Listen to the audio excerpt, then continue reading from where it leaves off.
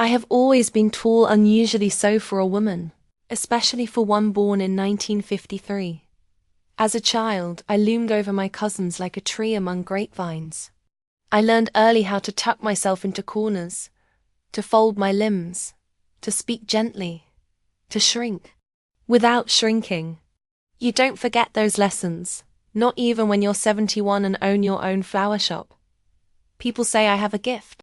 They step into my little store on the corner of 9th and Bellini, and they exhale the scent of lily, and eucalyptus meets them before I do. There are always soft lights above the counter, and batch humming in the background. They marvel at the calm. They say, "How do you make grief smell beautiful?" They never ask where I learned. I was wiring the stems of white lily into a standing spray when the phone rang that morning. It was a new client, Mrs. Santoro. Her husband had passed. She wanted something traditional, but not cold. He was a hard man, but he loved camellias, she said. "I want them at his head." "I understand," I replied. And I did, more than she could possibly know.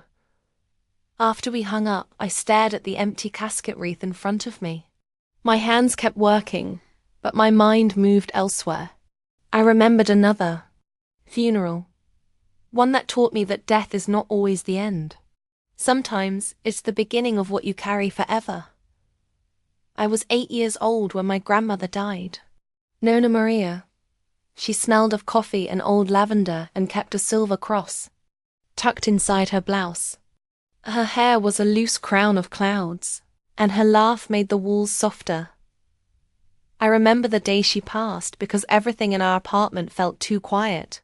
My mother cried silently at the sink, scrubbing dishes long after they were clean. My father paced, and my grandfather Nonno Giuseppe didn't say a word. He just sat in his armchair and stared at the blank television screen, his fists clenched on the armrests. The morning of the funeral, the house filled with black. Men in wool suits, women with lace veils. The smell of espresso and boiled starch drifted through the rooms, mingling with the heavy silence. Everyone spoke in whispers, except for the children, who were quickly hushed. I was in my bedroom when he came to get me. "Elena," he said, "it's time to get ready." "I can do it myself," I mumbled. My funeral dress, black cotton, with stiff buttons, lay folded on the bed. My mother had pressed it the night before. Nonno stepped into the room and closed the door behind him.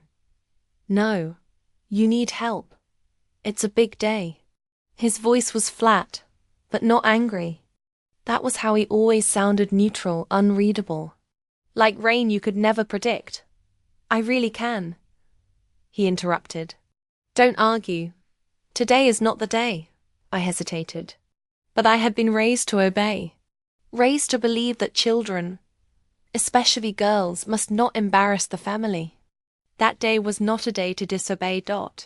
So I stood still as he picked up the dress and told me to lift my arms. That was the first time. Didn't understand everything that happened.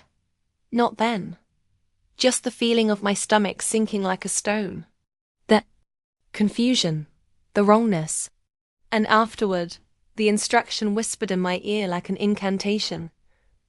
"If you say anything, your mother will break." I believed him. I thought I might already be broken too. The door opened minutes later and he called out, "She's ready." My mother glanced at me and smiled tightly. "Such a beautiful little lady," she said.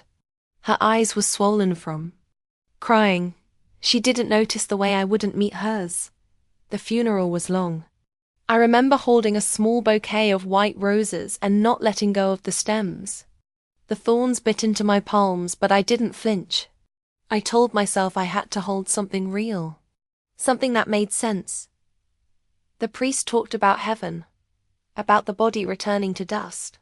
I stared at the closed casket and wondered if Nona could see us, if she'd seen what had happened. After the burial, as mourners gathered for coffee and pastries, I went to the bathroom and tore off the dress. I couldn't bear the feel of it on my skin. I buried it under a pile of dirty laundry and told my mother I had spilled tomato sauce on it. She didn't ask questions. That night, I didn't sleep. I stared at the ceiling and listened to the sound of my grandfather's slippers crossing the hall. Back in the present, the lily were ready. I adjusted the ribbon on the base of the spray. The gold lettering read, Per sempre ne nostri cuori. Forever in our hearts. The door opened and Mrs. Santoro stepped in. Her face was drawn, her hands shaking slightly. I guided her to the arrangement and watched her eyes soften. It's beautiful, she whispered. Would you like me to add the camellias? She nodded, tears forming. He was cruel sometimes. But he was mine. I didn't respond right away. Then I said, sometimes we love people who hurt us. That doesn't mean we deserve the hurt. She looked up. Her eyes searched mine.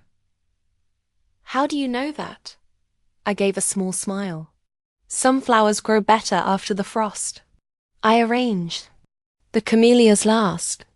Soft, stubborn bloom survivors of winter. Just like me. Most of my customers call me Signora Elena, but some just say, the funeral florist. I don't mind. There's honesty in it. We all become something we never planned to be. I never imagined that I would spend my life arranging death into something palatable, something you could carry into a chapel and say, this means I loved them. That love meant something else in my house. Something darker. Something you didn't speak about unless you wanted to feel it bruise your ribs. After my grandmother's funeral, I stopped speaking as much. My voice changed. The other children thought I was becoming shy. But I knew better. I wasn't shrinking from attention. I was hiding from belief. I had learned that if you said the wrong thing, even the truth, someone would hurt you. Or worse, no one would believe you, and you would be alone with the truth forever. Nonno Giuseppe was clever. He never struck me in ways that showed. Never. Where a bruise could betray him at church or during school. He'd offer candy in his coat pocket, or whisper that he'd saved a new comic book just for me. The others saw only his gentleness, his generosity. No one looked twice when he said, come help me in the kitchen, Elena. You have small hands, perfect for peeling garlic. I began to dread garlic. By the time I turned 9, the excuses felt like rituals. She's tired.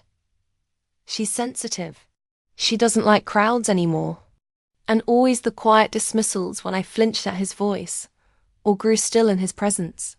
My mother worked long shifts in a garment factory, and barely had time to breathe, let alone notice what lived behind my eyes. My father, a man who rarely smiled and often drank, trusted his father like a priest. I once tried to tell my mother. It was just after dinner. The plates had been cleared, and she was scrubbing the stove. I stood behind her, twisting my fingers, waiting for courage to become words. Mama, I whispered. Can I tell you something? She turned, her hands still wet. Of course, Cara. What is it? I couldn't look her in the eye. I stared at the dish towel in her hand. I don't like it when Nonno tells me to go with him alone. Her brow furrowed, but only slightly. Why? Did he scold you again for not eating enough pasta? I shook my head. No, it's just, he makes me feel. I paused. And then I saw it. The hesitation. The flicker of dread that crossed her face, then vanished just as quickly. She stepped forward and brushed a damp curl from my forehead. Elena, she said softly. Sometimes grown-ups are difficult. Nonno's been through a lot. He's grieving. He loves you very much. I waited for more. For a question. For the chance to explain. But it never came. She kissed my head and returned to the stove. That night, I understood. She didn't want to know. Knowing would make her life harder. So I stayed silent. Instead, I began hiding in corners of the house where he couldn't reach me. Behind the coat rack in the hallway. Inside the broom closet. Once, I locked myself in the bathroom for nearly 2 hours and pretended I was sick. He never yelled. That was part of the horror. His voice was always steady. Always calm. "This is our little secret," he'd say. "You're not like the other girls. You're special to me." By then, I had begun to hate that word. Special. At school, I was. No longer the child who asked questions or sang during Mass. I became quiet. Watchful. I studied the exits of every room, the tone of every adult's voice. I learned the power of silence, and how to make myself invisible in plain sight. But children notice. One afternoon, I stayed late in the classroom to help clean the chalkboards. My teacher, Miss Emerson, leaned down and said gently, "You don't smile much these days, Elena." I shrugged. "Everything all right at home?" I nodded. But that night, I drew a picture in my school notebook. It was of a girl standing behind bars, holding a flower in her hand. The flower was wilted. One of the petals was falling. Miss Emerson never mentioned the drawing, but I noticed she kept it. Quietly slipped it into her desk drawer when she thought. I wasn't looking. She began watching me more closely after that. In the shop, my hands slowed as I worked on a sympathy bouquet. I found myself drifting again back to the yellow hallway of our old apartment. Back to the second time I tried to run away. I have been 10. It was a Sunday morning. The church bells were ringing, and my parents were dressing for Mass. I told them I needed to fetch something from the courtyard. I walked calmly outside, turned the corner, and ran. I didn't get far. A neighbor caught me 2 blocks away, and returned me home. My mother scolded me in front of everyone. My grandfather stood behind her with his arms folded, silent as a statue. That night, he came to my room. He didn't touch me. He didn't have to. He just picked up my favorite book from the shelf and tore it in half, page by page. And as each piece fluttered to the ground, he whispered, "Next time, it will be your mother." I didn't run again. Some mornings I catch myself humming while I prune the stems. A habit from long ago, back when humming was the only sound I allowed myself. It kept the silence from swallowing me whole. Today, the melody came from nowhere. One of those old church songs we used to sing before communion. I paused mid-note and felt something twist beneath my ribs. I hadn't thought of that tune in over 60 years. Memory doesn't ask permission. That's the strange thing about surviving. Something. People assume you leave it behind like a burned house. But trauma isn't a place. It's a scent, a sound, a hallway that still lives somewhere inside your spine. You can walk 100 miles, grow grey-haired and wrinkled, and still open a drawer and find it waiting. When I was 10, I became an expert at opening and closing drawers without noise, at staying invisible in plain sight. The reward for being quiet was survival. I learned how to move through rooms like breath, how to sense the change in air when he was nearby. Nonno Giuseppe never needed to shout. The silence around him was enough to control a room. One afternoon, I remember sitting on the edge of the bathtub, brushing my doll's hair with a toothbrush I had hidden under the sink. It was the only item that felt fully mine. No one touched it. No one noticed it missing. I was combing knots out of her yellow curls when I heard his footsteps down the hall. I froze. My parents weren't home. I locked the bathroom door. He jiggled the handle. "Elena," came his voice, soft even. "It's time to help with the peppers. Your mother asked me to start dinner." My hand tightened around the toothbrush. I didn't answer. He knocked once, then silence, then footsteps fading. I stayed there until dusk. That night, No one asked where I'd been. My mother had a headache. My father was reading the sports page. The doll lay on the floor, face down, her plastic scalp missing a few strands. I didn't touch her again. I began sleeping with my back to the wall. My closet doors stayed wedged, shut with a chair. I would pinch myself on the inner thigh to stay awake. If I ever did fall asleep, I always woke before dawn. The safety wasn't real, but the rituals made it feel less like drowning. One day, my teacher, Miss Emerson, called me to her desk after class. "Elena," she said, "I saw your mother at the market. She said you've been quiet at home too." I nodded. She tilted her head gently. "Do you want to stay after school and help me sort the book cupboard? It would give us a chance to chat." I hesitated, but I said yes. The book cupboard became our ritual. Every Wednesday I stayed behind and helped her alphabetize titles, dust spines, match torn covers to pages. We spoke about the characters I liked, the ones I didn't. She told me about stories she read as a girl. She never pushed.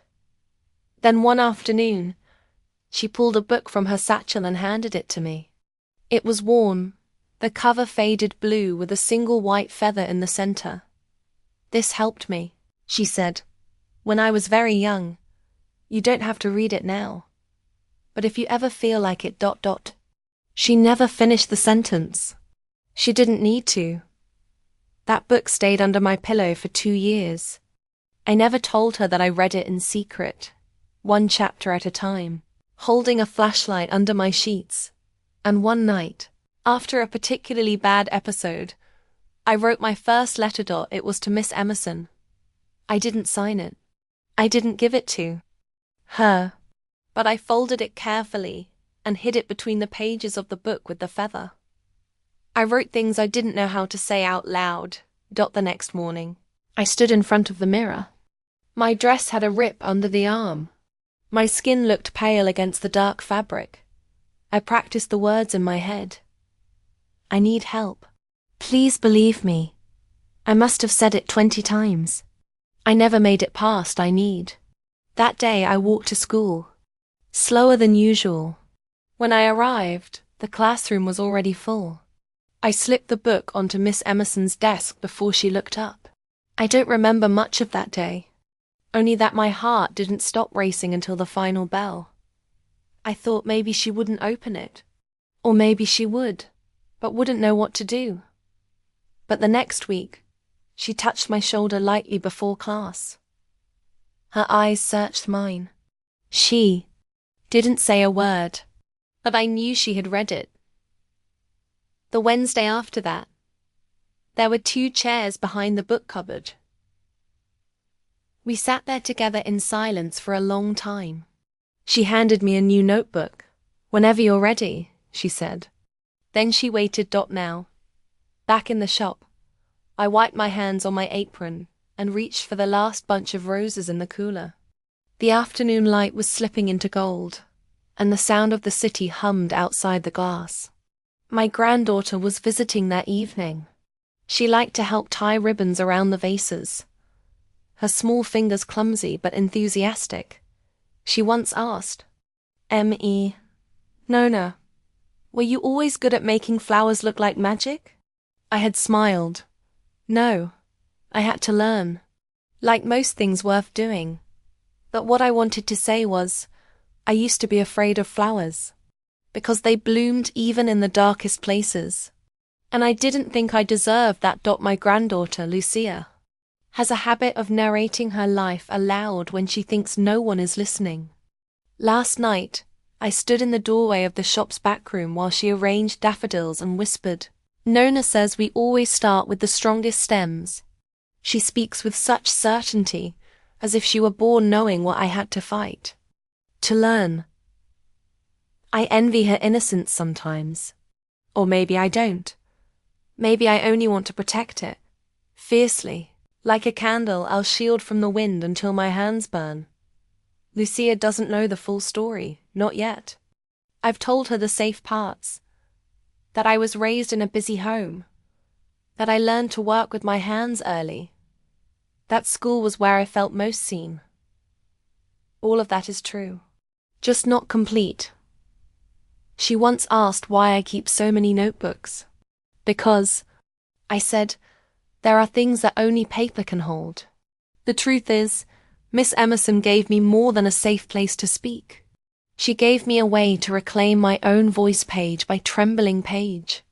That blue notebook became the drawer where I placed everything I couldn't say aloud. I wrote late into the night, sometimes shaking, sometimes crying silently so no one would hear. Each entry was a piece of my puzzle dates, names, gestures, words whispered in dark rooms. I didn't even realize I was building a case. I just wanted to stop drowning. One day, I forgot to tuck the notebook back under my mattress. I left it on the corner of my desk. When I came home from school, it was gone. Panic hit like ice in my throat. Dinner was tense. Nono sat in his usual chair, chewing slowly, saying nothing. My mother asked if I'd washed my hands before the meal. I nodded. My father opened a beer. When I cleared the plates, I found the notebook on my bed torn down the middle. The pages were still there, but the spine had been cut cleanly with a knife. No words. Just the message. I see you. That night I didn't sleep. I watched the moon crawl across the ceiling. I waited for footsteps that didn't come. The silence was worse. The next morning, I walked to school with my fists in my coat pockets and the torn notebook tucked inside my bag. Miss Emerson saw the damage and said nothing. She only placed her hand gently over mine and slid a second notebook across the table. I'll keep this one, she said. Safe, somewhere he can't reach. I nodded. I didn't ask how she knew. I think by then, we spoke a different language, one made of gestures, glances and unfinished sentences. A few weeks later, she brought in a man named Mr. Delaney. He was soft-spoken, wore a brown corduroy jacket, and introduced himself as a counselor from the district office. We met in a corner room with high windows and too many chairs. He asked me about my writing, about my drawings, about what scared me. At first, I said nothing. But he waited, and waited. Eventually, the silence opened and the words came, haltingly, not in order, not full sentences, but they came. Mr. Delaney listened without blinking, and when I finished, he said, "You are incredibly brave."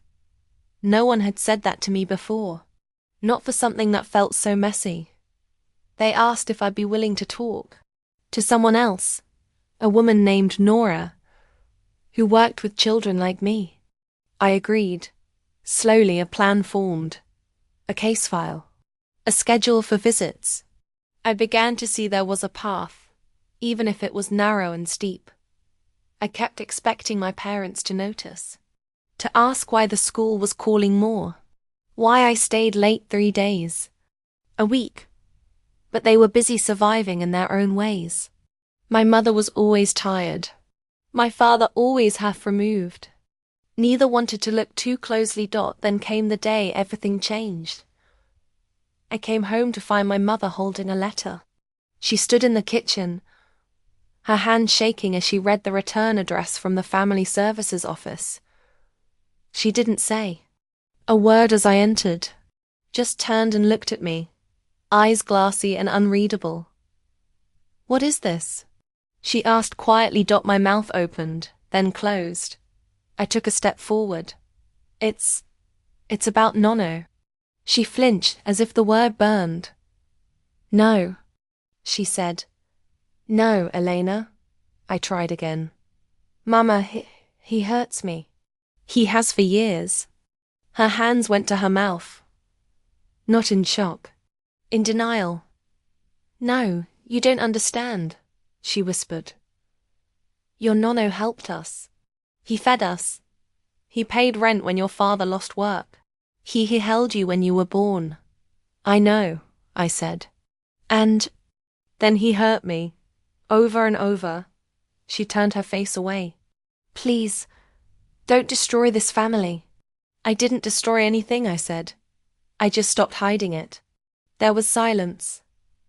Then, for the first time, she didn't defend him. She didn't comfort me either. She simply left the room. That night, I packed a small bag. I wasn't sure where I'd go, but I knew I wouldn't stay. I slept with my shoes on. Today, in the shop, I tucked a single daffodil into the center of a sympathy wreath. It didn't belong there, too bright, too loud, but I left it anyway. Sometimes, we need something out of place to remind us we're still alive. I heard Lucia in the back room, humming to herself. I didn't turn. I only said, "Start with the strongest stems, remember?" "Yes, Nona," she called. I let my hands rest on the counter. The weight of them felt familiar. The skin thinner now, the veins more visible. But they were mine. Mine, after everything. Didn't leave the house that night, not yet. I waited until morning. My bag was still by the door. I sat in the hallway with my back to the wall, watching the second hand of the clock stutter its way through time. I didn't sleep. I didn't even blink. I remember the sound of the fridge humming, the click of a pipe behind the wall, the occasional murmur of my mother's footsteps upstairs. And beneath it all, that terrible quiet, the kind that makes you question your own breath. At dawn, I stepped outside without saying goodbye. Mr. Delaney met me at the corner. He didn't ask for explanation. He simply opened the passenger door of his car and waited. As we drove through the empty streets, I stared out the window and realized I didn't feel relief. Not yet. Only space. And for the first time, I could feel just how much silence I had carried with me. It didn't leave all at once. It clung to the corners of my coat and hid in the folds of my sleeves. They placed me in a temporary shelter. The walls were clean but bare. A bunk bed. A window. A desk. I had never slept in a room alone before. That night, I left the lamp on.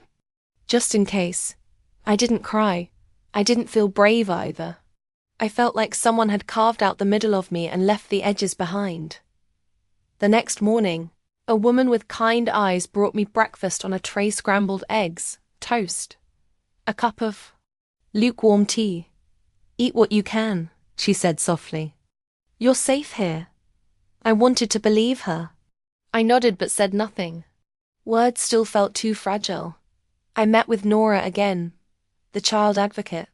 She asked if I'd be willing to speak to the police, to a lawyer, to a judge. My hands trembled, but I said yes. The case moved slowly. There were interviews, exams, papers to sign.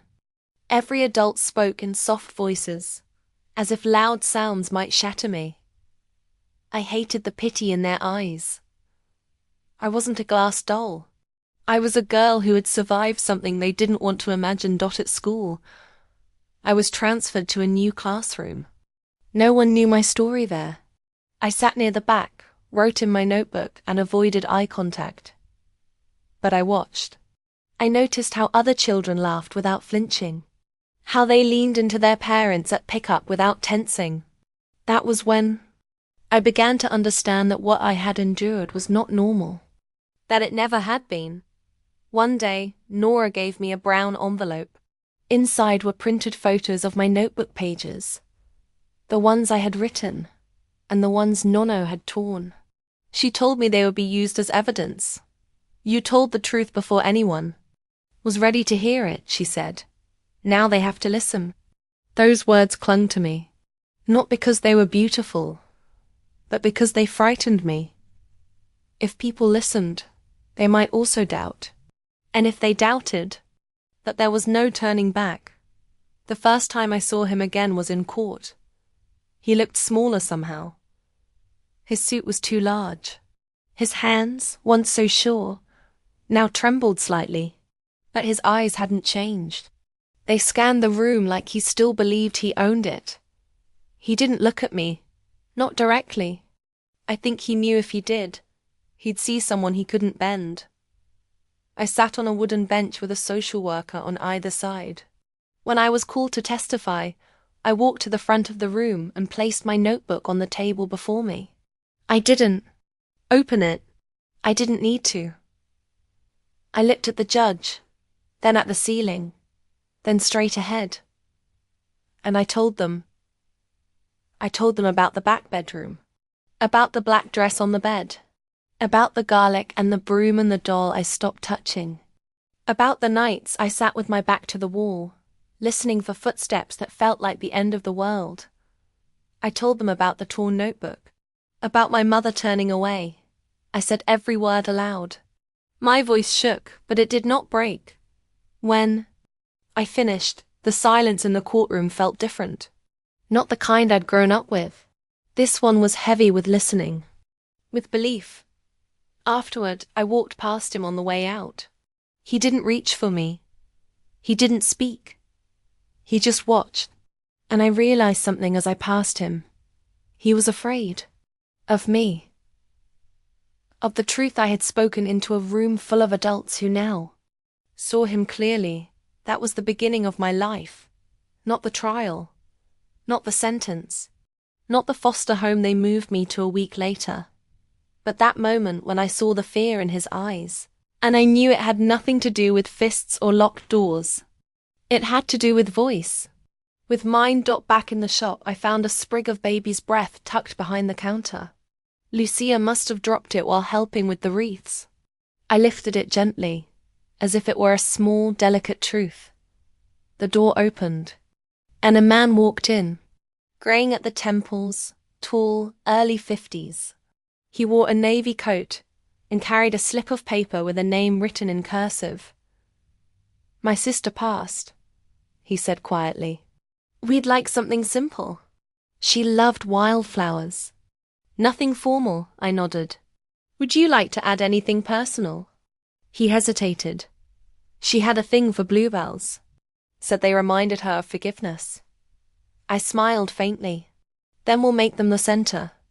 He looked around the shop. "It's peaceful in here." "It has to be," I said. "Some people only come to us when they can't speak. So the flowers do it for them." He studied me for a moment, as if trying to place me in some forgotten memory. Then he nodded and left.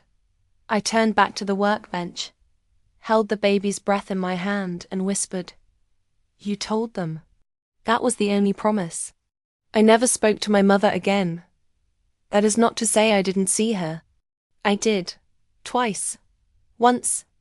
In the courtroom corridor, her eyes swollen from crying, though I still don't know if it was for me or for the life that had cracked open beneath her feet. And again, years later, at the market, grey showing at her temples, bags under her eyes, a loaf of bread tucked under one arm like a burden she never stopped carrying. She saw me. I saw her. We didn't wave.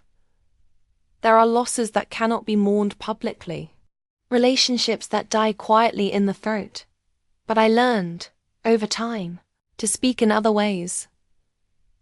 The foster home they placed me in was different from the shelters. There were rules. Yes, and cautious smiles, and a calendar on the fridge that listed birthdays and visitation schedules. The family, Mrs. and Mr. Nolan, had 3 biological children and 2 others in care. I was the 6th, the middle child. Without history. It took me weeks to unpack my bag. I slept with my clothes still folded, my notebook zipped in the side pocket like contraband. But no one touched it. No one barged into my room uninvited. And when I jumped the first time Mr. Nolan dropped a spoon in the kitchen, he simply said, "I'm sorry," and meant it. It was the first place I wasn't expected to pretend I was fine. They didn't ask me to tell my story, but they left space for it, like a chair always kept open at the dinner table. One day, their youngest Lily brought me a paper flower she had made in art class. "It's a forget-me-not," she said, "because you don't talk much and I don't want to forget you." That night I cried for the first time in months. Not because I was afraid, but because something had cracked open, and the silence no longer felt like safety. It felt like a wound that had started to close without healing. I began writing again. Not just memories, but thoughts. Recipes I remembered my grandmother whispering as she stirred her broth. Add the bay leaf first. Always first. Miss Emerson wrote to me every month for a year. Short notes. Encouragement. A folded poem or a pressed flower taped to the page. I never wrote back. I didn't know how to thank someone who had saved me with nothing more than her presence. But I kept every letter in a shoebox under my bed. Was 13 when the verdict came. Guilty on multiple counts. He was sentenced to a term that would keep him behind bars until I was old enough to choose whether to see him again. I never did. And yet, the idea of him never left me. That's the thing with abusers. They build rooms inside you. And even when they're gone, the floorboards creak with memory. But one by one, I boarded those rooms shut. I painted the walls. I planted flowers by the doors. I built a life dot in my 20s. I moved cities, worked as a cashier, took night classes. I discovered I had a gift for arrangement, first fruits, then plants, then flowers. There was something healing in the order, in the way petals bent naturally toward light. Never needing permission to grow dot by 31, I opened my first flower stall. By 40, it had grown into a shop. Customers came with grief, with joy, with apologies. They didn't always know what they needed, but I did. A spray of iris for guilt. A clutch of peonies for birth. Lavender when the heart won't sleep. Still, I never married. I wasn't afraid, I just never wanted to owe my softness to someone else's stability. I wanted my own hands to be enough. And they were for many years. Then, at 55, I was asked to speak at a training workshop for child advocates. The director had once worked under Nora, my old caseworker. We want a survivor's perspective, she said. Someone who lived through the worst of it and still grew something. I almost declined. I hadn't said his name aloud in decades. But something in me older, steadier said, "It's time." So I stood at a podium in a modest conference room with bad coffee and worse lighting, and I told the truth again. This time not in fear, but in fullness. The room held therapists, social workers, court-appointed advocates. But I didn't speak to their professions. I spoke to their hearts. You may be the first adult who listens without disbelief, I said. And that will mean everything. Afterward, a woman approached me in tears. I was that child once, she whispered. But I never told anyone. I didn't give advice. I simply reached out and touched her hand. Sometimes, presence is the only answer. Now, I watch Lucia tie ribbons with quiet concentration. Unaware of the war her grandmother fought before she was born. She asks about colors, about symbolism. She's learning, and I let her. She's too young for the full truth. But one day, she be ready. And when she asks, I will tell her. Not everything, but enough. She deserves to know she comes from a line of women who didn't look away. Today, I'm preparing an arrangement for a girl I never met. 16. Lost to violence. Her mother requested something gentle but fierce. I reach for wildflowers and rosemary. Courage and remembrance. As I wrap the stems, I pause to write a small card. You are not forgotten. Not now. Not ever. There are some days I don't speak at all until well past noon. Not because I'm sad, but because the silence feels earned. Like breath held and finally released. After years of being forced to swallow truths I couldn't name, I've come to treasure the quiet I choose. This morning, I arrived at the shop before sunrise. The keys turned with a soft click, and the light inside greeted me like an old friend. I've always liked the in-between hours, when the world hasn't fully woken and you can almost imagine it belongs only to you. I trimmed the stems of a fresh batch of tulips, wiped down the glass counter, and pulled out the notebook I keep beneath the cash drawer. Not for orders, for memories. When you survive something long enough, you start recording not only what happened, but what almost did. The near misses. The choices that could have split your life in half if you'd turned left instead of right. Just after 9, the bell above. The door chimed. I expected Lucia, or perhaps Mrs. Goldstein coming in early for her usual violets, but it wasn't either of them. The man who stepped inside was older than I'd expected. Close to my age, though with the posture of someone who used to be taller. His coat was dark, wrinkled at the elbows. A wool scarf hung loose around his neck. His hands trembled slightly as he held his cap, twisting it without looking down. "Can I help you?" I asked. He didn't answer right away, just looked around the shop at the orchids by the window, the lily on the counter, the photo of me and Lucia framed beside the register. "I heard you still do funerals," he said. "I do. It's for my sister, Angela." I nodded slowly. "Would you like to tell me about her?" He stepped forward, lips tightening. "She was complicated, kind when she wanted to be, angry often, but she never forgot my birthday. Never let anyone speak badly of me, even when I gave them reason.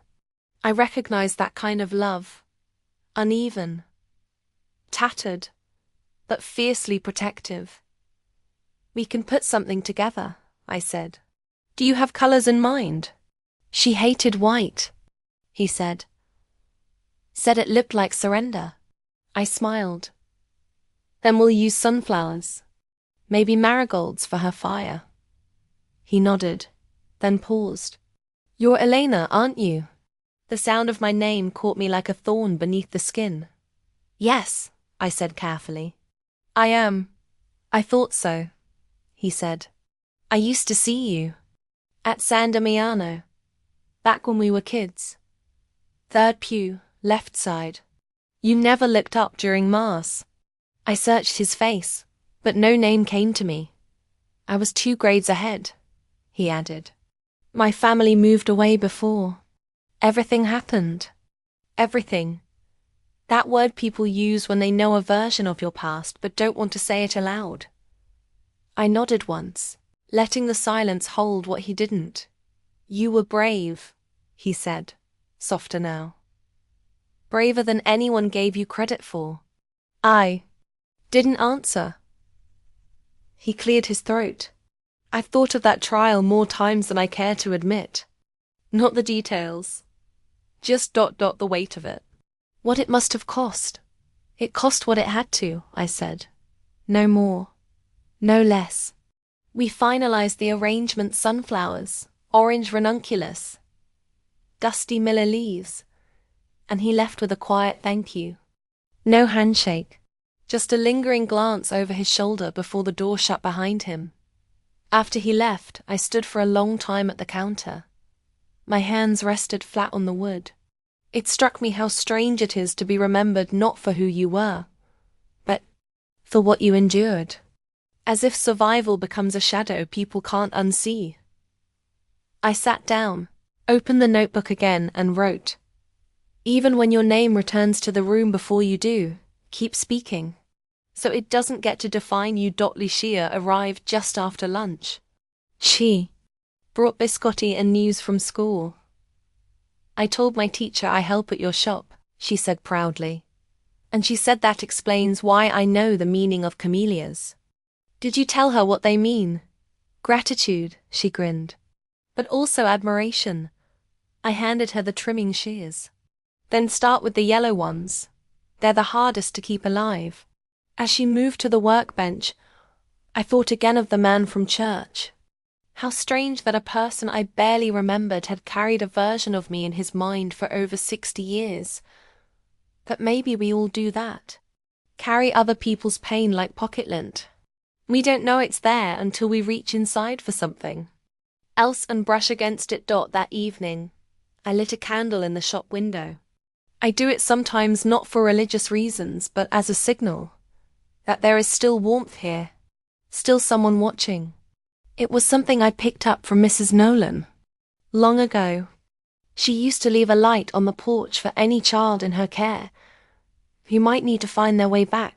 Keep mine in a small glass jar beside the orchids. Sometimes I wonder if the children I couldn't reach, those who didn't have a Miss Emerson or a Nora, or a safe place to land, see that flame and know it wasn't always dark, that someone, somewhere, made it through. I don't know when it began, this quiet habit of naming the flowers after people I've lost. I never say it aloud, but every so often I'll reach for a stem and think, this one is for Lily, or this one belongs to Mr. Nolan. Sometimes the names are of people I loved. Sometimes they're the ones I only forgave after they were gone. This morning, I touched a sprig of rosemary and thought, you outlived him too. My grandfather died in prison 23 years ago. I didn't go to the funeral. I didn't ask where he was buried, but I read the notice when it came, as if it were any other obituary. Giuseppe Benedetti, 87, passed away at Elm Creek Correctional Facility, survived by his son, daughter-in-law, and several grandchildren. That last line stayed with me, not for what it said, but for what it didn't. It didn't mention the trial, the sentence, the silence he carved through 3 generations. It didn't mention me, but I was still here, still standing in the middle of my own life, flower shears in hand. The dead don't get the final word. It was Lucia who found the envelope, tucked between the doorframe and the outer screen last week. A plain white rectangle with my name written, in ink too familiar to ignore. I hadn't seen that handwriting in decades. She brought it in and placed it gently on the counter. Nona, she said, this looks old. I nodded. It is. It was from my cousin, Anita. The last time we'd spoken, we were children sharing a plate of Pignoli cookies in our grandmother's kitchen, back when the family still gathered in one place without the weight of courtrooms and whispers. Anita had only been 6 when everything happened, too young to understand the headlines, but old enough to feel the rupture. The letter was brief. She'd found an old photograph of us, me and her, sitting in the backyard, arms looped, barefoot and sunburnt. She wanted to return it. No apologies, no explanations, just a photo and the line, I never stopped thinking about you. I held the letter between my fingers like something sacred, not because of what it said, but because it found its way to me after all this time. That's the strange magic of wounds. They can close, but the scar tissue holds memory like a map. And sometimes, people follow it back to you. That afternoon, I sat on the back stoop of the flower shop, the photo resting in my lap. I studied the image like a relic.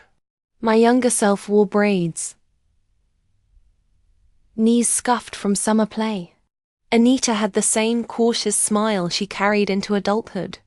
I wondered what she remembered, if she had ever asked questions, if she had ever been given answers. I thought of writing back. I even chose the card a small one, blank, except for a pressed sprig of lavender glued to the front. But I wasn't ready to send it yet. Some silences are patient. They wait for the right language. That evening, as I closed up the shop, a woman walked in just before I turned the sign to closed. She was younger than me, maybe mid-60s. Hair in loose waves, a cane in her left hand. She moved slowly, but with intention. "Are you Elena?" she asked. I nodded, yes. She hesitated, then stepped forward. "I'm sorry to come unannounced. I was just passing through and heard your name. I knew it had to be you." She introduced herself as Rosa Mancini. A name took a moment to settle. You live 2 floors above us, I said slowly, the memory falling into place. On via Spiga. She smiled faintly. I used to lend you my storybooks. You returned them with little dried flowers tucked between the pages. I felt heat bloom behind my eyes. I hadn't remembered that part, but it was the kind of thing I would have done. Rosa lowered herself into the chair near the door. I've thought about you more times than I can count. After your family moved away, ... Everything went quiet. No one said anything. But we all felt it. Like a door had slammed shut and sealed something awful inside. I didn't know what to say. She looked around the shop. This place is beautiful. Peaceful. It's been a long road, I said. But it's mine. She nodded. You turned silence into something that blooms. We sat in the hush of the shop, the scent of freesia and eucalyptus around us. She didn't ask for details. I didn't offer any. We just sat there, 2 women who knew what it meant to outlive the people who broke us. Before she left, Rosa touched my arm. Thank you, she said, for surviving. It made the world less lonely. Later that night, I sat alone at the counter. The photograph of Anita still on the bench behind me, Rosa's cane prints faint on the welcome mat. I thought of all the people who had carried my name in their mouths over the years, some with questions, some with quiet, and how I had carried theirs in return, like stones in my apron pockets. I looked at my hands. They were older now, veined, paper-thin but still steady, still capable of shaping grief into something beautiful. I picked up the pressed lavender card, wrote 2 words. I remember. Last week, a teenage girl walked into the shop carrying a tattered notebook, and a look I recognized instantly. Not fear, exactly something quieter, more worn down. A look that said, I don't trust you, but I need something from someone. She stood near the hydrangeas, eyes sweeping the arrangements like she didn't know what she was supposed to see. Can I help you? I asked gently. I need something. For my mom, she said. Birthday? Funeral? She hesitated. She died 4 years ago. I never got to say goodbye. But it's her birthday next week, and my counselor said I should do something real. I nodded. Real is good. She placed the notebook on the counter. It was filled with letters, all written to her mother. Some angry, some heartbreaking, all unfinished. She said her name was Ivy. 17. Her mother had died in a car accident during a custody battle. Her father was complicated, she said. Her counselor used other words. None of them made the pain smaller. I didn't ask for details. I simply asked, would you like to build something with me? She blinked. Build what? An arrangement, a goodbye. One that says all the things you didn't get to. So, we stood at the workbench. I handed her stems delphinium for grace, snapdragons for strength, forget-me-nots for memory, even baby's breath for the words she hadn't found yet. She didn't talk much, but her hands moved like they knew exactly where everything should go. When we finished, she stepped back. It's not perfect, she said. Neither was she, I replied. But she was yours. She swallowed hard. You talk like someone who's lost people. I met her gaze. I talk like someone who survived them. She nodded once, then picked up the bouquet like it weighed more than it did at the door.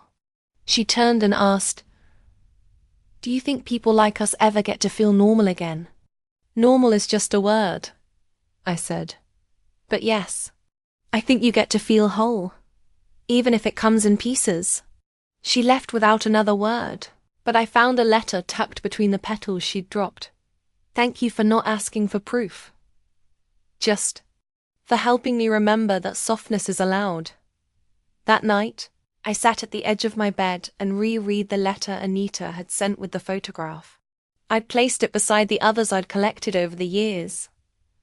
Lucia's birthday drawings, Nora's last Christmas card before she passed, Miss Emerson's final note before she retired to care for her sister. So many voices I'd once thought I'd never hear again. And somewhere inside me, a quiet question had begun to grow. Was it time to speak again fully? Not just to the people who already knew my story, but to those who didn't yet know they were living their own. I thought of Ivy, of Rosa, of the women who walk into my shop and freeze at the sound of the bell, unsure if this is a place where pain is allowed to breathe. Maybe it's time to tell the story as a whole, without euphemism, without the protective gauze I've wrapped it in for decades. Not for me, for them. 2 days later, I asked Lucia if she'd mind filming me. Just a short message, I said, for the community center's video archive. They're collecting oral histories. She lit up. You want to record your story? Parts of it, I said. The ones that still matter. We set up a chair in the center of the shop. She adjusted the light, placed the camera just off to the side. I didn't wear makeup or earrings or anything I wouldn't wear on a normal day. I wore my old apron, the one with a tear along the bottom seam. It had held so many stories in its threads already. When she pressed record, I didn't smile. I simply said, "My name is Elena Benedetti. I'm 71 years old. I own this flower shop, and I survived the man who raised my father." I paused. The silence didn't hurt, the way it used to. It made space for breath. I'm not telling this for justice. That came in its time. I'm telling it because someone watching this might be 13, or 43, or 82, and still wondering if what happened to them matters. I let my hands rest in my lap. They were trembling just a little. It does, you do. And the truth doesn't stop being true just because it takes years to say it. Lucia's hand was on the camera. I could see her knuckles whiten slightly as she held it still. When I was a child, I thought silence was safety. Now I know it was. A coffin someone else built around my voice. But I'm still here. Still blooming. I didn't cry. I didn't break. When Lucia pressed stop, she wiped her eyes and said, "I'm proud of you." "No," I whispered. "You're proud from me. You get to live proud because I didn't disappear." Later that evening, I placed a copy of the recording on a small USB drive and slid it into a drawer beside the shop's ledger, just in case, so that when I am no longer here, the story won't leave with me. Because I believe in seeds. Even the ones planted late. There are days I leave the flower shop door open. Not wide, just enough for the wind to pass through, to carry the scent of fresh rosemary or lavender onto the sidewalk. It invites people in differently. Not like a sign. Like a whisper. Today was one of those days. The sky had broken open after 2 weeks of rain, and sunlight stretched across the cobblestones like a welcome mat. I put out the small bench, swept the fallen petals from the threshold, and let the morning settle into my bones. I was rearranging the orchids when Lucia came in, holding 2 cups of coffee, one hers, one mine. She never asked if I wanted it. She just knew. "I showed the video to my teacher," she said. "The one we recorded." I turned slightly, startled. "You did?" She asked if I had any strong women in my life. I didn't want to just say you. I wanted her to hear you. I reached for the cup with a careful hand. And what did she say? "She cried," Lucia said plainly. And then she asked if she could share it with the school counselor. I nodded slowly. I hadn't expected that. I hadn't planned to become something passed along in digital form. But maybe that's how stories live now, not in whispers behind closed doors, but in 720p resolution, steady voices, and willing hearts. Lucia placed her hand on mine. "It matters, Nona." I knew she meant it.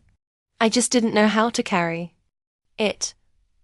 Later that afternoon, a woman stepped into the shop with a folded scarf in her hands.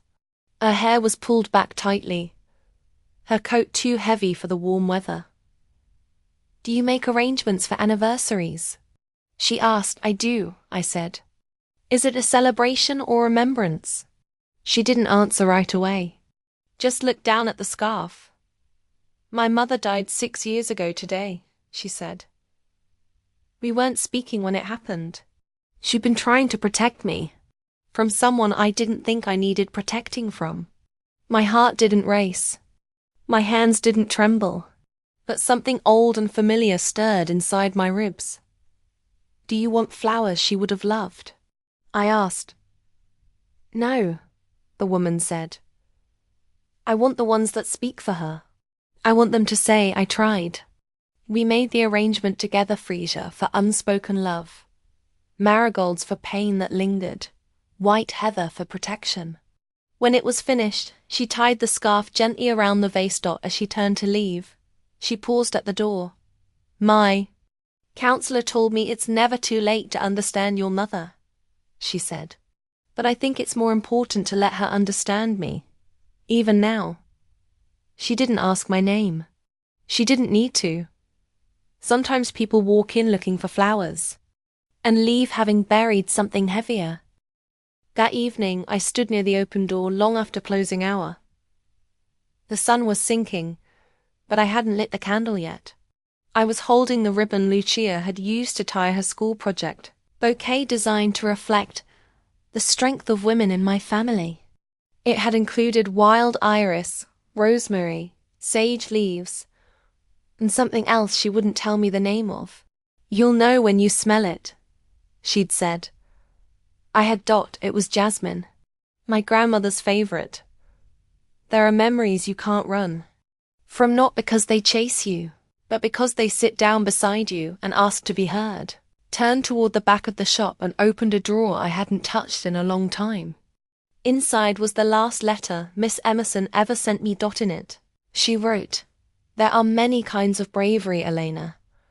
Speaking is only one, staying is another, and building something beautiful from broken roots, that's the rarest of all." I hadn't responded then. I didn't know how. But tonight, I whispered, "Thank you," as if the words could cross decades and find her. Lucia returned just before dinner to pick up her school bag. She saw the letter on the counter and touched the page. Gently, "Is that her?" she asked. I nodded. "The first person who didn't look away. She sounds like you." "No," I said. "I learned how to become myself because she stayed long enough for me to remember who I was before it all." Lucia took the ribbon I was still holding and tied it into her hair without a word. And just before she left, she said, "When I grow up, I want to be someone's Miss Emerson." I smiled. "You already are." I closed the shop an hour later, but I left the door open for one more minute. Just one. Long enough for the last light to spill in. Long enough for memory to breathe in and out without apology. Then I turned the sign to closed, and I lit the candle anyway. There are some places you can leave for decades and still remember how the floorboards sounded beneath your feet. That house, the one on Via Spiga, still echoes in my dreams. Not nightmares, not anymore. Just echoes. A week ago, I found it listed online. Lucia had been helping me update the flower shop's website. She was sitting across from me, scrolling through an open tab while waiting for images to load. Then she paused, tilted the screen slightly, and said, "Own N-A ... Is this your old street?" I leaned forward. And there it was. A real estate listing. Charming vintage flat in historical Palermo neighborhood. Original fixtures. Full attic. Needs light restoration. I knew the windows before the number. I knew the chipped plaster just below the third balcony. And I knew, without question, that the back room, the one they didn't photograph, had once been mine. "It looks smaller," Lucia said. Studying the photos, I nodded. They always do when you're no longer afraid of them. She looked at me with a quiet question behind her eyes. I didn't answer it. Not yet. Later that evening, I called the number on the listing. Not because I wanted to buy it. I just needed to hear what someone else would say about the place. The voice on the other end was cheerful. Yes, it's a gem. Needs work, but the bones are good. A lot of history in those walls. Double quotes. History. That word again. Always too soft. Always too clean. I asked if the attic was still intact. She paused, then said, "It's sealed off. Past owners said it was never used. Too narrow. Too many spiders." I nearly laughed. I used to crawl into that attic with a jar of sugar cubes. Just to be alone. I once wrote a prayer on the wall in pencil. Please let me grow up somewhere else. I hung up the phone. Then I made a decision. 3 days later, Lucia and I flew to Palermo. I told her it was for flowers, rare bulbs that only bloomed once a year. In the regional greenhouses. It wasn't a lie. I did buy bulbs. But they were not the reason. We arrived at the old neighborhood in the early evening. The street hadn't changed much. Laundry still fluttered between balconies. Children chased each other down uneven sidewalks. An old man with a cane offered me a seat on the bench and asked if I was new to town. No, I said. Just old. To it. The apartment building looked smaller, just like Lucia had said. The paint was flaking. The buzzer was cracked. But the smell was the same: cooked tomatoes, dust, warm stone. The door was already open. An agent greeted us, clipboard in hand, and led us upstairs. Lucia walked slightly ahead of me, her braids swinging with every step. She didn't know I'd once made that climb barefoot, carrying bruises I couldn't name. When we stepped inside, the agent began her pitch. I didn't listen. I was watching shadows. The hallway felt narrower, the kitchen brighter. The bedroom, where I had once folded myself into silence, was now staged with light blue curtains and a twin bed covered in a cheerful yellow spread. Cozy, right? The agent said. Lucia glanced at me. It's nice, she said cautiously. But it doesn't feel like home. That's when I stepped into the back room. No flowers. No fake bedspread. Just sunlight catching the dust in the air. I moved slowly, counting the steps I used to take to cross it in the dark. I placed my hand on the wall where the radiator had once been. I closed my eyes. In the silence, I heard nothing. No footsteps. No locked doors. Just breathing. Mine. For the first time. That night, Lucia and I stayed in a guest house nearby. She asked me what the visit was really about. You never come here, Nona. You never even say the street name. Why now? I looked at her and answered. Simply because I'm no longer afraid of what I remember. She nodded. And because you want to see what's left? Yes. Lucia curled up beside me on the bed, holding my hand the way she did as a child. You don't have to go back there tomorrow if you don't want to. I do, I said. One more time. The next morning, I returned to the house alone. The agent met me again and asked if I wanted to make an offer. No, I said. But I'd like to leave something, if that's all right. She blinked. Leave something? I reached into my coat and pulled out a small envelope. Inside it, a single pressed jasmine bloom, the pencil prayer I'd traced from the attic wall copied onto cardstock, and a note addressed to the next girl who lives here. I asked her to leave it somewhere quiet, somewhere where it might be found at the right time. She nodded slowly. I think I understand. I don't know if she did, but I left it anyway.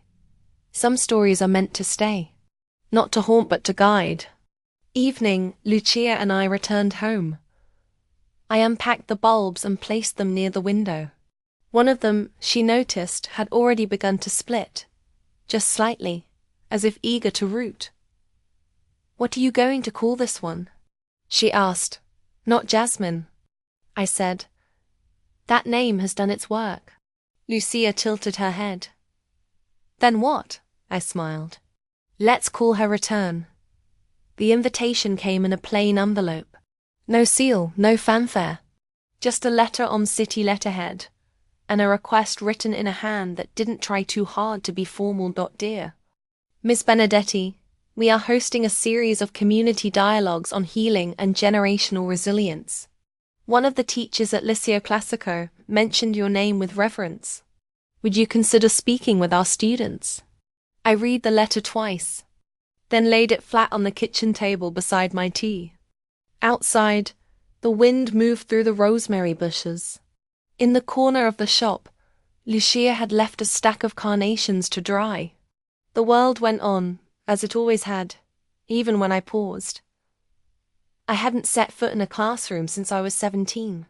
I hadn't stood in front of strangers and told my full story since the trial. But I had spoken through Lily, through silence, through notebooks and unfinished letters and a granddaughter who knew without knowing everything. That evening, I called the number on the letter. "Yes," I said, before they could finish their introduction. "Yes, I'll come." The school was bright and cold and unfamiliar. Not the one I'd attended, but close enough to stir something deep in my lungs. The students sat on folding chairs, legs tangled beneath them, unsure whether to be bored or intrigued. A few teachers stood. In the back, holding clipboards or pens like shields. Lucia came with me. Not as my shadow, but as my witness. She wore a cream-coloured sweater and carried the camellia she had drawn for her project, the one she said represented the parts of our story I haven't heard yet. They handed me a microphone, but I didn't use it. My voice, though soft, had never needed volume to carry weight. I began by telling them who I was. Not just the name on the flower shop, but the child who once folded herself into corners, who once mistook survival for shame. "I'm not here because I want you to feel sorry for me," I said. "And I'm not here because what happened to me is more terrible than what has happened to others. I'm here because I believe that naming a thing makes it lose some of its power." I told them the truth. Not every detail, but enough. About my grandfather. About the silence. About the years of being believed only by a few. About the trial. And about the shop, where I learned to make beauty out of grief. When I finished, the room didn't applaud. They just sat there, breathing. A girl in the second row raised her hand. "How did you know when to tell someone?" "I didn't," I said. "I only knew what would happen if I didn't." Another asked, "Do you still think about him?" "I do," I said. "But now I decide when and why." One boy in the back wiped his eyes with the sleeve of his hoodie. He didn't ask anything. He just looked at me as if something inside him had been seen for the first time. When the session ended, a small crowd formed near the front. Not the curious, the brave. They didn't speak in full sentences. They just touched my arm, handed me drawings, asked if they could hug me. One gave me a folded napkin with the word, "Thank you," scribbled in pencil. Lucia held the door as we left. She looked at me and said, "You opened a window, Nona. Even if they don't all climb through it today, they'll know where it is." I smiled, but it wasn't pride that filled me. It was something quieter, something that had waited 60 years to be useful. The following week, I returned to the shop and found a vase left anonymously outside the door. No note, just wildflowers and a sprig of lavender. I placed them in the front window, and I left the curtain open. That night, as I closed the books and swept the petals from the floor, Lucia asked if she could add something to the shop's website. It's just a small section, she said, for people who don't want to buy flowers, but want to leave something behind. A message, a story, a thank you, something real. I nodded. Call it the Garden of Names. She paused. Why names? Because, for a long time, I couldn't say mine without remembering him. And now, I want others to know that their names aren't lost just because someone tried to bury them. She typed it out, carefully. The Garden of Names. A place where stories root and bloom. Leave yours. You're not alone. Before bed, I sat at my desk and opened one of my older notebooks. Inside were the pages from when I was 10. The pencil was faint now. The corners of the paper curled like leaves. That the words were still there. Still brave. I didn't feel pity for that child anymore. I felt awed she had survived a man who tried to reduce her to silence. And now, she was a woman who spoke in gardens. There are kinds of forgiveness no one teaches you how to offer. The kind that isn't asked for. The kind that doesn't absolve, but releases. The kind that lets you walk out of a memory without dragging its chains behind you. It happened on a Sunday morning. I was in the back of the flower shop, snipping browned petals from the last of the freesia when Lucia walked in, carrying a plain white envelope. She had that look again, the one she wore when she wasn't sure if what she held should be shared. This came to the house, she said, handing it to me. No return address. Just your name. I took it slowly. The handwriting was unfamiliar, slightly shaky. I opened it at the counter, bracing for something I couldn't name. Inside was a letter. 2 pages folded tightly. The paper smelled faintly of lemon balm and age. Elena, I don't expect you to read this. I'm writing because I'm old now, and silence has become too heavy to carry. I don't want to die holding the parts of our story I refused to acknowledge while I was still strong enough to pretend. I know I failed you. Not just once, but in every way a mother can fail a daughter. I saw things. I suspected more. But I didn't ask. I told myself that what I didn't name couldn't be real. I told myself it was easier not to know. But I did know. And I said nothing. And for that, there will never be words enough to cover what I abandoned you to endure alone. You don't have to forgive me. I haven't earned it. But I wanted you to know that I remember everything I chose to forget. And I'm sorry. Mama, I didn't cry. Not at first. I just stood there, the letter open, the air around me still. Lucia said nothing. She simply waited. Then I folded the pages once, then again, and pressed them gently between my palms. I walked to the front of the shop and looked out at the street. Sunday bells echoed faintly from the church at the end of the block, and I whispered, I forgive you. Not because it was owed, but because I no longer needed her silence to be the boundary between us. That afternoon, I returned to the house where I now lived, small, vine-covered, quiet. I took the letter and placed it in the drawer where I kept the others. Then I made tea, sat on the porch and watched Lucia chase sunlight with her camera across the garden beds. She stopped at the rosemary and said, It's wild this year. I smiled. It tends to be after a harsh winter. She crouched down, adjusting her lens. Do you think healing is like that? Quiet and sudden? I think healing is like rosemary, I said. Tough, fragrant, stubborn. You never realize. It's working until the air changes. Later that week, I received a call from a woman named Sophia. She was a counselor at a shelter in Caltanissetta, 2 towns over. She had seen the school video. She said one of the teenagers in her care had watched it on a loop for an hour. She asked if she could meet the woman who didn't disappear. I paused. Would you come speak to the girls here? Just once? I said yes, not because I had more to say, but because they deserved to know what survival looked like with grey in its hair. The day I went, I brought with me 3 things: a bouquet of white heather, a notebook with my youngest handwriting, and the pressed jasmine from the envelope I left in Palermo. I walked into the shelter and felt every part of me remembered. Not the pain, but the path through it. The way out. The girls sat in a half circle on mismatched cushions. Some of them leaned away. Others leaned in too quickly, as if already bracing for disbelief. I didn't open with my story. I opened with a question. What's the bravest thing you've done that no one clapped for? At first, silence.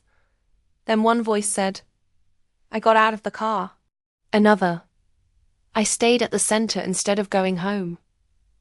And another, I wrote down his name. I listened.